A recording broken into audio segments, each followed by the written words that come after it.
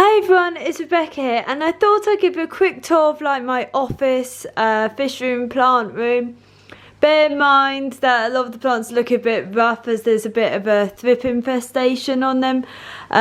So I'm just dealing with that at the moment. So I've got up here the two aquariums. So this is the one now called the Antherium one because that's what mostly is in it, other than I've got the two Cycad discus, one being a runt that I'm just trying to work out how to grow out really.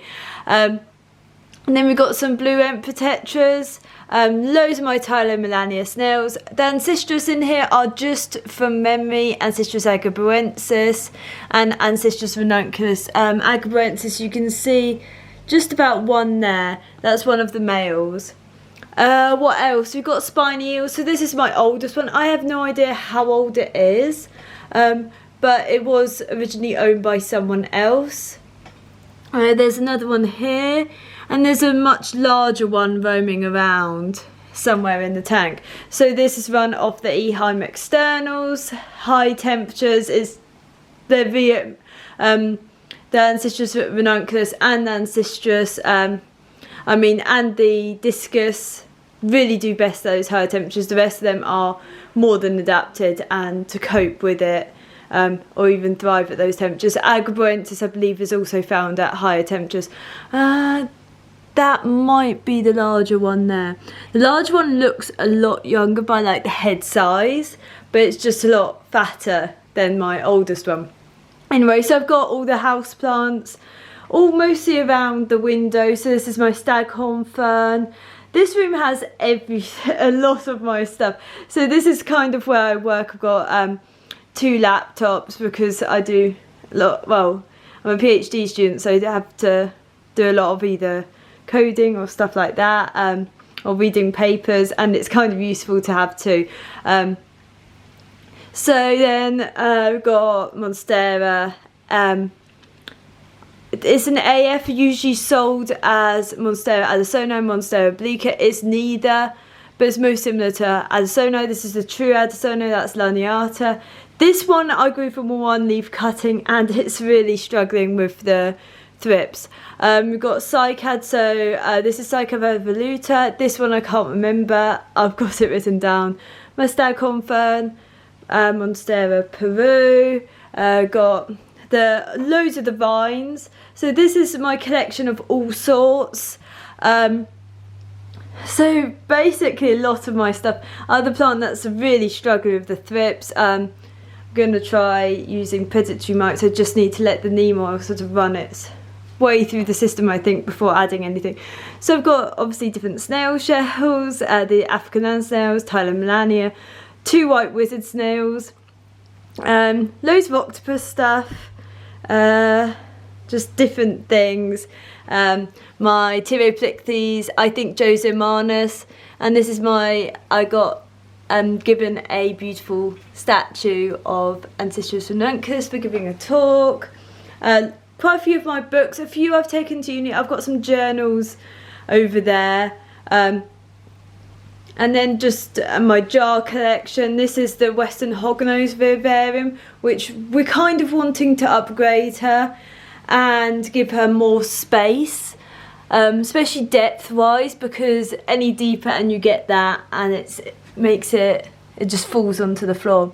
And then potentially, because I bought this and then I thought, actually I thought I had a dimming thermostat. I have a pulse one and it just flashes. So I've got the bulb, I need a new thermostat, but I could even have two, both the lights running, and this one for daytime, that one for nighttime, just to keep a constant heat. But she's in there. I think with a bigger vivarium I could even add plants, but she is not going to keep plants under the soil currently.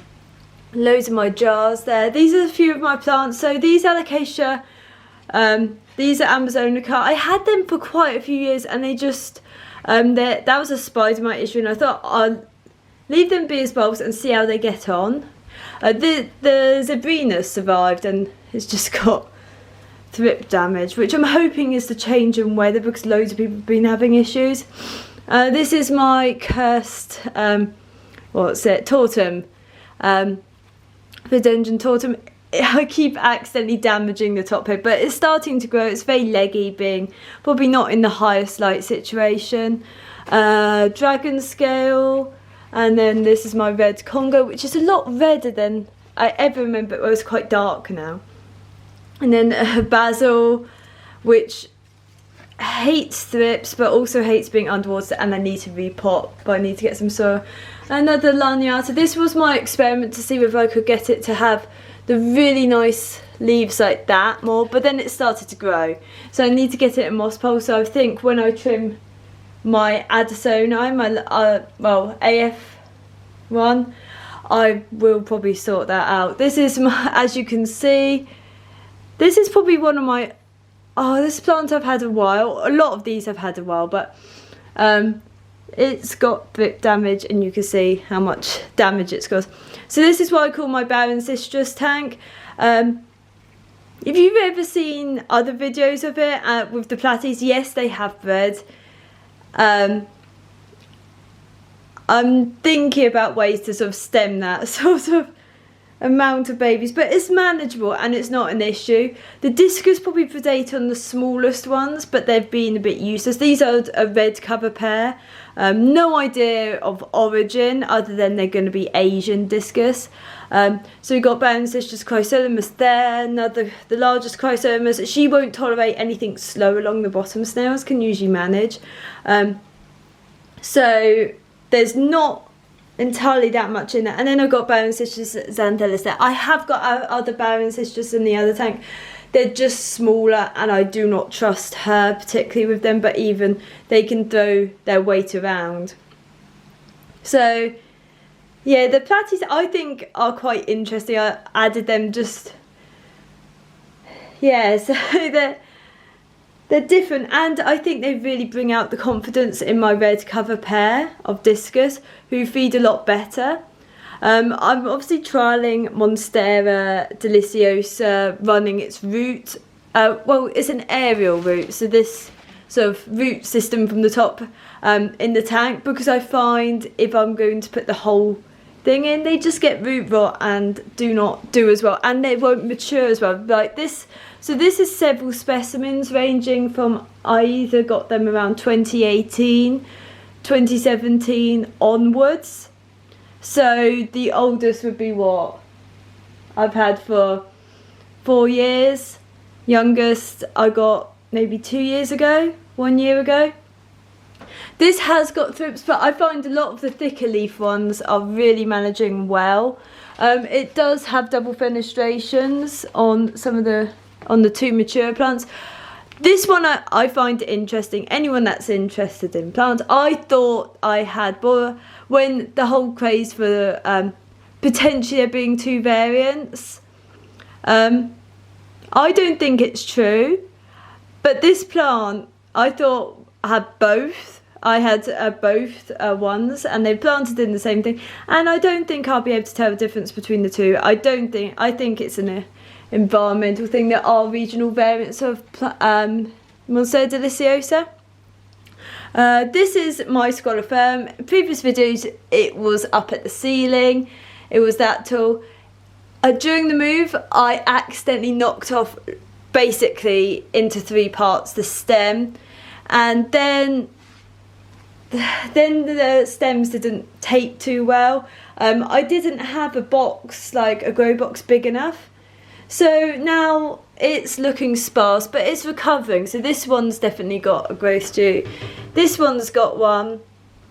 That one's got one, I think. Yeah, there. That's just going to take a lot longer because there's only a stem. That leaf is not going to last. This is my Philodendron plougmani. It's on the floor because it's too big. And that's why also my verrucosum is on the floor, because I know it's going to get too big. And then you can see all the baby ones that from cuttings. It has got thrip damage. It seems to be okay. So I know this side of the room does have thrips as a result, but it doesn't seem to be too bad. And that's my grow box there of all kinds of different cuttings, bucket of soil. And then this is this is the one that gets hit the most by pests. So this is Antherium Canarvium. It's not happy at all. It got the worst of the thrips. So I think it might be recovering from the thrips, but I'm not sure. I don't know if there's any left on there. This is the IKEA cabinet. I need to work out how I'm going to sort it out. But this is kind of like my office space. And I do like having the floor space, so filter cleaning. Hence why this tank looks filthy. Filter cleaning this morning. Space is so useful when you're cleaning external filters or any filter.